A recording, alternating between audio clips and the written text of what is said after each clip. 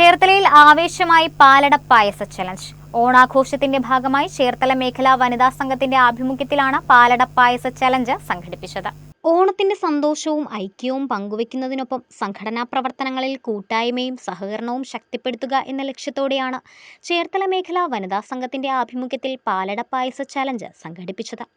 ചേർത്തല മേഖലാ chairman K P. നടരാജനും union administrator T. അനിയപ്പനും ചേർന്ന് അരൂർ മേഖലാ കൺവീനർ ത്രിദീപ് കുമാറിന് പായസം നൽകിക്കൊണ്ട് ചലഞ്ചിന് തുടക്കം കുറിച്ചു. ഗുരുദേവൻ്റെ എല്ലാ പ്രവർത്തനങ്ങളും ജനങ്ങൾക്ക് സുഖം പകരുന്ന അല്ലെങ്കിൽ മധുരം പകരുന്ന ഒരു അവസരമായിരുന്നു.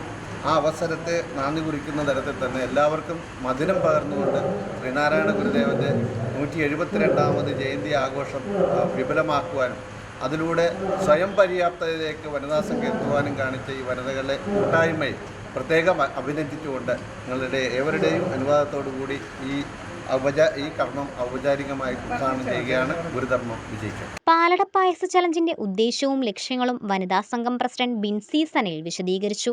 ക്യാൻസർ രോഗികളായിട്ടുള്ള നമ്മുടെ കൂടെയുള്ള വനിതാ സംഘത്തിലെ പ്രവർത്തകരുണ്ട്.